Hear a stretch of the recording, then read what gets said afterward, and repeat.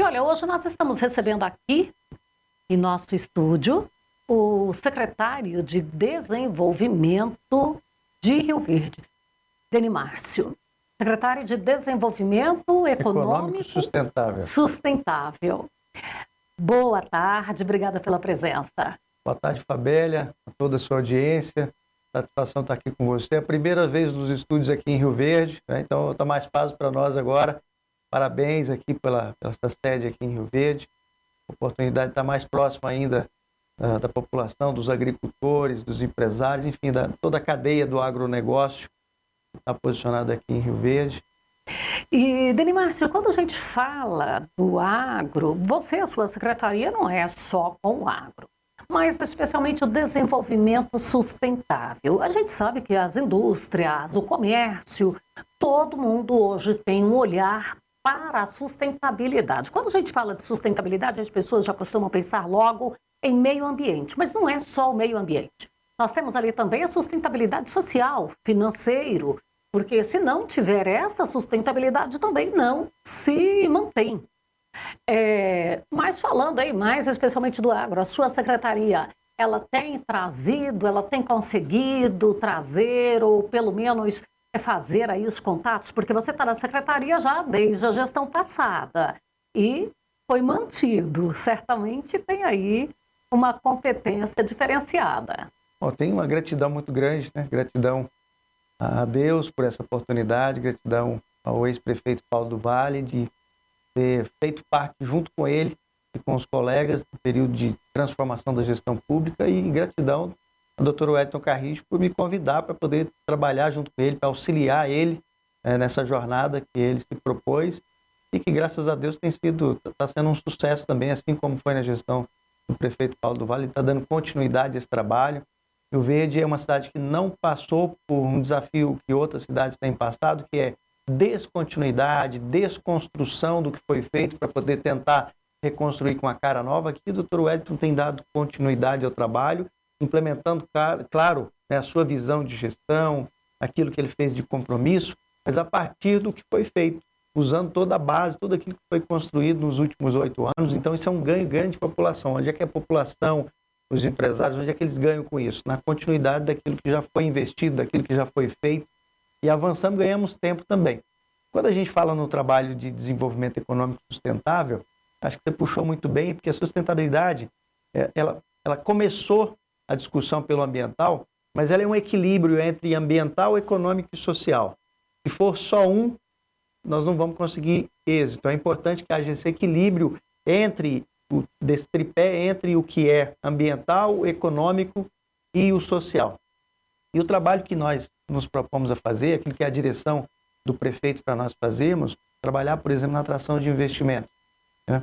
Quando a gente trabalha a atração de investimentos para o município, nós cumprimos essas 3 partes do tripé, que é atrair investimento que vai vir como econômico, para poder distribuir renda para a população, em forma de resultados, em forma de salário, em forma de recurso que fica na economia local. Então essa é a parte social. E o ambiental, porque as empresas precisam cumprir toda a legislação ambiental, que é uma legislação ambiental moderna, que é completa em nível mundial. E as empresas do agronegócio, de uma forma geral, elas estão muito atentas a isso e estão colocando isso em prática. Então, por isso, desenvolvimento econômico sustentável. E gera emprego e renda, e o município é um grande gerador de emprego. Veja que nós estamos chegando agora, em fevereiro, que é o último dado divulgado, nós chegamos a praticamente 80 mil carteiras assinadas, só para falar dos empregos formais, para uma população de 241 mil habitantes, que é a última projeção do IBGE. Então perceba que é praticamente 1/3, né, da população está com carteira assinada. Então isso olhando a população como um todo. E nós sabemos que a população economicamente ativa, ou seja, quem está na idade de trabalhar, de produzir, é menos do que esse total da população, porque nós temos as crianças, tem as pessoas que já estão na melhor idade, que já estão aposentadas, que não estão mais economicamente ativa, né? Tem os estudantes. Então, quando a gente olha só da população economicamente ativa, esse número fica mais impressionante ainda. Então, esse trabalho tem fluído, tem dado certo. Nesses últimos anos, nós passamos pelo 3º e pelo 4º marco socioeconômico do município de Rio Verde, né? O que é, só para relembrar aqui a sua audiência, o que nós consideramos aqui no município de Rio Verde como primeiro grande impacto econômico social, a Comigo, a fundação da Comigo. Nós passamos agora por mais um período ali tão próximos na Casa da Comigo, que é na Tecnoshow Comigo, né? Vivenciando isso e sentindo na prática o que é esse impacto. Então, a Comigo, a partir do ano de 75, com a sua fundação, ela vem se desenvolvendo organicamente, ano após ano, vencendo os desafios e transformando nessa referência que nós sabemos que é hoje presente aí em dezenas de municípios do estado de Goiás, reconhecida nacionalmente. O segundo marco foi a vinda da Perdigão, que contou com toda essa base que foi feita e ajudada a contribuição da Comigo também, aqui no município de Rio Verde. E aí, voltando agora para o terceiro marco, que foi a atração do complexo ferroviário, que é simbolizado pela Rumo, mas que junto com a Rumo veio também a Andali, que é a empresa que opera o terminal de fertilizantes, e a DTC, que opera o terminal de combustíveis. Inclusive, tem dados super atualizados sobre a questão do combustível, que eu estava conversando agora de manhã com um dos diretores da empresa. E esse é o terceiro marco socioeconômico do município, que é na área logística. Então, completando, então nós partimos de desenvolvimento da agricultura, a gente vem para um cluster com a industrialização, agora vem com a logística, a partir de 2019, que foi o anúncio disso. E no ano passado, o prefeito Wellington Carri, juntamente com o ex-prefeito Paulo do Vale, que estava como secretário, o deputado Lucas do Vale, atuando juntamente nessa articulação, e o governador, o ex-governador Ronaldo Caiado, colocando todo o Estado na condição favorável para poder atrair o quarto marco socioeconômico, que é a chegada da Impasa, né? Quando a gente passa ali pela rodovia, quem passa por ali já pode ver o efeito, né, dessa construção. É uma obra grande, aí ocupando ali 40 alqueires. Então, esse é o quarto marco socioeconômico que novamente vai trazer um salto de desenvolvimento, não só para Rio Verde, mas para a região toda. Então, isso é um pouquinho do trabalho, mas não fica só nessas grandes empresas. É claro que tem dezenas, centenas de pequenas empresas, empresas de porte pequeno e médio, que também são importantes para o desenvolvimento da cidade, que ajudam e contribuem, por exemplo, na geração de emprego e ajudaram o Rio Verde a chegar no posto de segunda maior economia do estado de Goiás e quinta maior economia do Centro-Oeste, ou a maior economia do interior do Centro-Oeste brasileiro. Agora, não resta dúvida que esse número de carteiras assinadas, ele realmente é muito relevante. Acima da média. E assim, para nós olharmos, como você falou, a população, isso aí é 1/3 da população de Rio Verde, está economicamente ativa com CLT. Com CLT. Com todo... Agora, a gente tem aí os quantos autônomos, empresários que não estão dentro desta contagem. Verdade. Nós temos mais de 30 mil CNPJs ativos em Rio Verde, desses mais de 30 mil, 35 mil empresas ativas, CNPJs ativos. Boa parte disso são microempreendedores individuais, que são os MEIs, que ocupam aí mais ou menos 55% desse total, para quem o município também tem uma política muito forte e direcionada de atendimento, de apoio, de crédito, microcrédito, que também é uma outra pauta que a gente pode abordar, se não hoje, em outro momento. Se a gente, então, soma estes CNPJs a esse 1/3 ali, a gente já vai alcançar metade. É uma economia forte, complexa, desenvolvida. Você citou a questão do emprego. O janeiro, fevereiro deste ano, que são os dados de 2026 que já foram publicados oficialmente pelo Ministério do Trabalho e Emprego, os 2 melhores primeiros meses da história de Rio Verde. Janeiro e fevereiro, os 2 melhores meses, 2.881 novos empregos com carteira assinada. Então, realmente, se por um lado a gente tem um desafio, a gente reconhece o desafio que nós vivemos, por conta da geopolítica, por conta do desafio da taxa de juros, do preço das commodities, do desafio que o nosso agronegócio vive no momento, que é um desafio real.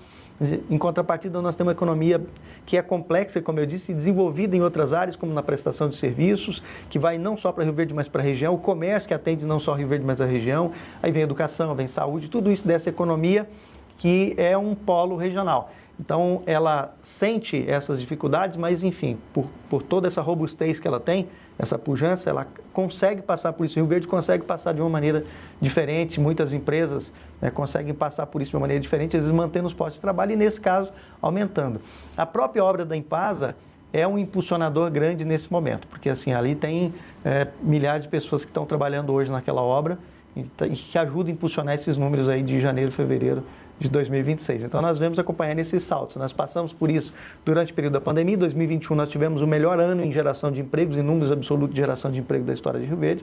E agora, também com o impacto da chegada positivo da chegada da Impasa, que deixa rastros pela economia local, né? Não só com geração de emprego, mas com aluguel de imóveis, com restaurantes, com compras no comércio local, empresas montadoras aqui de Rio Verde que estão trabalhando ali naquela obra, compra de EPI, enfim, estou citando aqui só alguns exemplos, mas vai além disso, né?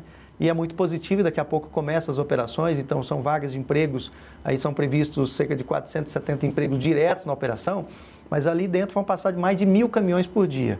Então, seja para poder fazer a descarga do milho ou do cavaco, seja para poder transportar o etanol que vai ser produzido, ou o DDGS que vai ser produzido lá dentro, ou o óleo de milho, então, ou os insumos, os suprimentos que vão entrar dentro dessa operação, o transporte de passageiros, de funcionários, enfim. Somando tudo isso, é uma complexidade grande, positiva para Rio Verde e para toda a região, né? Hoje, olhando com a chegada da Impasa, com essa previsão de 2 milhões de toneladas de milho para serem consumidos por ano, e somando com as outras empresas que já estavam aqui produzindo e que são orgulho para nós aqui da região, nós vamos processar mais milho do que o que Rio Verde produz. Então é realmente contando com o regional, é olhando para Rio Verde, olhando para Jataí, para Montevidéu, para Santa Helena, Bom Jesus, Paraúna, enfim, Mineiros, então toda a região aqui que é produtora, né, e que é referência no Brasil, e que vão transformar esse produto que sai do campo em produto com valor agregado e passar a vender isso por litro, por quilo, agregando valor na produção, que é algo tão desejável e que é isso que deixa riqueza na comunidade local, que deixa riqueza para o pai de família, para o trabalhador, para o jovem que está entrando no mercado de trabalho, criando essas oportunidades. Bom, aqui em relação à Impasa, é meu trajeto, né? Eu passo na porta da obra frequentemente. Na semana passada, o Tecnoshow, eu passava todo dia, né? E aí, então, a gente acompanha para e passo a construção e ela vai a todo vapor. Verdade. É como você falou, milhares de pessoas. Às vezes a gente passa fazendo contagens, de contar lá 15, 18... Ônibus? Não, o ônibus eu contei 17 no dia que eu consegui visualizar mais. São os guinchos. Os guinchos, os guindastes. Os guindastes. Sim. Então, sabe, porque... Deixa eu dar uma referência para quem está nos assistindo. Ó, fica então, sentido Rio Verde Jataí, na BR-060, do lado direito, aproximadamente 15 quilômetros após o posto da Polícia Rodoviária Federal, que é uma referência saindo de Rio Verde. E aquele canteiro de obras, a área da empresa tem 2.200 metros de frente para a rodovia. Estava conversando com um amigo um tempo, aí ele falou assim, comprou essa área desse tamanho, tá, e o restante da área? Eu falei, que restante? Então, realmente é um empreendimento de grande porte, com impacto regional, uma presença regional forte e com impacto em nível nacional, pelo nível de produção que ela vai ter, né, que vai somar na produção nacional. Nesse momento, então, o Rio Verde hoje está inserido diretamente na pauta de transição energética, que é uma pauta mundial. Então, nós percebemos agora, por exemplo, uma informação de hoje de manhã, Rio Verde hoje já está fazendo a mistura do biodiesel no diesel. Então, nós recebemos, por exemplo, via ferrovia, da refinaria de Paulínia para Rio Verde, o diesel A, vamos dizer assim, né, o S10, o S500, mas sem a mistura do biodiesel, e o biodiesel está sendo adicionado aqui em Rio Verde. Então, nós ganhamos em logística, em eficiência logística, e estamos agregando valor nessa produção, que às vezes alguém que está nos assistindo aqui trabalha diretamente, seja produzindo aí a soja, que depois virou óleo, que foi transformado em biodiesel, ou alguém que trabalha na indústria, na cadeia, né, em algum momento trabalhou, ajudou nisso, e esse biodiesel vai aqui para o nosso complexo de terminais ferroviários, e distribuição, e ali ele vai ser inserido no diesel puro para poder formar o diesel com o B15, que é os 15% do biodiesel. A mesma coisa acontece com o etanol. Hoje é 30% de etanol na gasolina e essa mistura também já é realizada aqui em Rio Verde.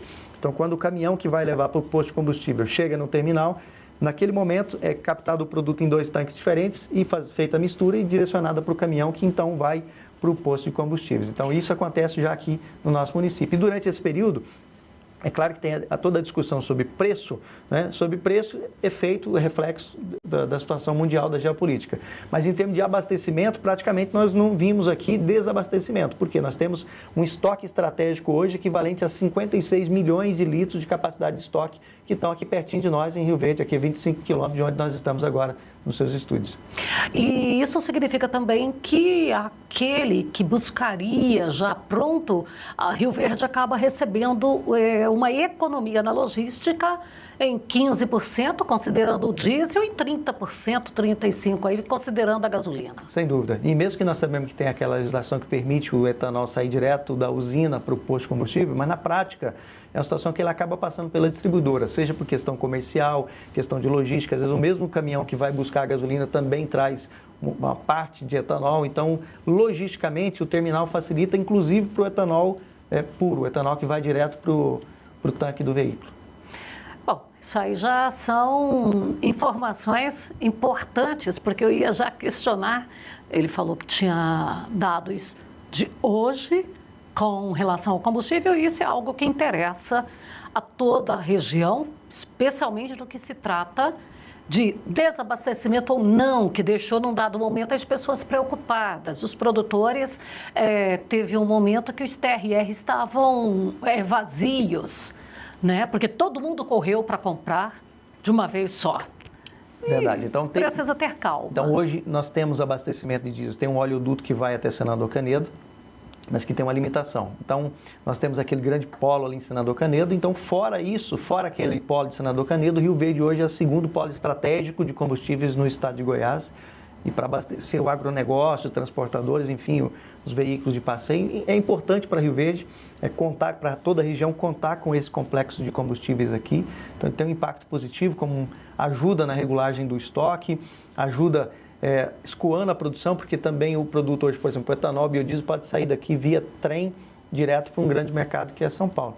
E no futuro, quem sabe, saia daqui etanol para a produção de SAF, né, numa das refinarias, que é o combustível sustentável da aviação. Então, assim, enfim, Rio Verde está inserido diretamente nessa transição energética, seja com esses biocombustíveis que nós comentamos, como é o caso do etanol, como é o caso do biodiesel, né, seja na produção de sebo que nós temos aqui, que também pode ir para essa cadeia do biodiesel, seja aí nos projetos de coleta do óleo já utilizado no doméstico, seja restaurantes, enfim, para poder dar uma destinação e transformar isso, voltar isso para a economia. O prefeito Wellington Carrijo propôs um projeto, já foi aprovado, ele já sancionou a lei, que é o PRODEM Sustentabilidade, o Programa de Desenvolvimento Econômico Sustentabilidade, que é uma vertente do Programa de Atração de Investimentos de Rio Verde, focado em empresas do segmento de sustentabilidade, que atuam com resíduos, com revaloração de resíduos, na parte de agricultura regenerativa, enfim, tudo que está ligado à sustentabilidade vai ter um edital próprio para poder essas empresas aportarem investimentos aqui em Rio Verde, seja para quem já está em Rio Verde, já está operando aqui. Quando a gente fala em atração de investimentos, às vezes dá a impressão que é trazer de fora, mas atrair investimentos pode ser uma empresa, um empresário, um investidor que já está no município e que resolva fazer o investimento aqui, né? Pegar os seus recursos, pegar a sua inteligência, seus projetos e colocar em operação aqui em Rio Verde, seja com uma empresa nova ou com uma nova unidade de uma empresa que já existe.